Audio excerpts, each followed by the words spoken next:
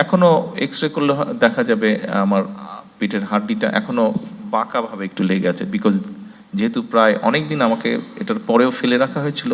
আমি আপনাদেরকে অনুরোধ করব, আমার কথাটা আপনারা যারা সমর্থন করবেন, আমার প্রথমত বিশ্বাস অধিকাংশই সমর্থন করবেন, যারা সমর্থন করবেন এই কথাটা যদি আপনারা সবার মাঝে পৌঁছে দিতে পারতেন।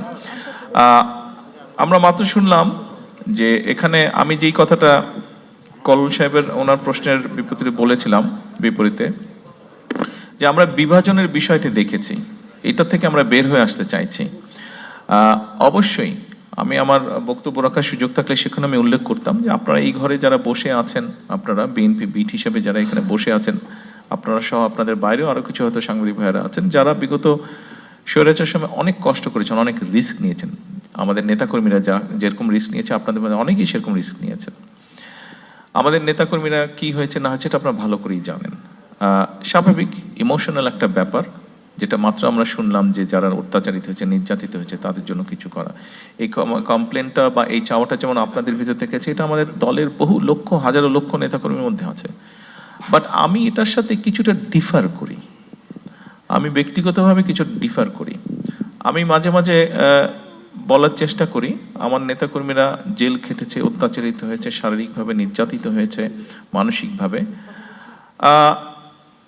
আমি প্রত্যেকটার মধ্যে দিয়ে গিয়েছি, প্রসেসের মধ্যে দিয়ে। আমি জেলের মধ্যে থেকে এসেছি, আমি শারীরিকভাবে নির্যাতিত হয়েছি, মানসিকভাবেও নির্যাতিত হয়েছি। আমি মনে করি এই মুহূর্তে আমাদের চিন্তাটা হয়েছে, সেক্ষেত্রে আমি অনেক কিছু বলতে পারি যে আমি এই হারিয়েছি, ওই হারিয়েছে, এটার জন্য দায়ী, সে সেটার জন্য দায়ী। আমাকে শারীরিকভাবে নির্যাতন করার জন্য এখনো এক্স-রে করলে দেখা যাবে আমার পিঠের হাড্ডিটা এখনো বাঁকাভাবে একটু লেগে আছে, বিকজ যেহেতু প্রায় অনেক দিন আমাকে এটার পরেও ফেলে রাখা হয়েছিল, প্রপার টাইমে চিকিৎসা করা হয়নি, সেই জন্য হাড্ডিটা একটু বাঁকাভাবে লেগে গিয়েছে। 3 থেকে 4 সপ্তাহের মধ্যে হাড্ডি জোড়া লেগে যায়, হিউম্যান হাড্ডি, আপনারা জানেন বোধহয়। বাট আমি এখন যদি যারা এটার জন্য দায়ী, আমি যদি হয়তো সেটা করার আমার পক্ষে পসিবল, কিন্তু আমি যদি সেরকম করি, আমারটা কি জোড়া লাগবে হাড্ডি? বাট আমি এখনো যেই পেইনটা মাঝে মাঝে অনুভব করি, আমার কি সেই পেইনটা চলে যাবে, বন্ধ হয়ে যাবে অনুভব করা? তা তো হবে না।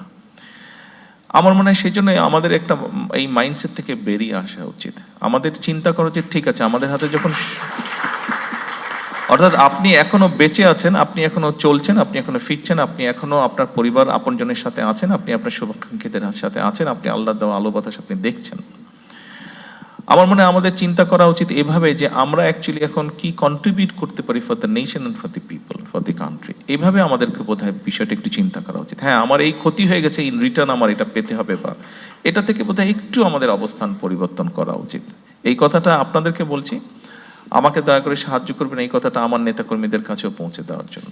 আপনাদের মাধ্যমে সেটা সম্ভব। ধন্যবাদ।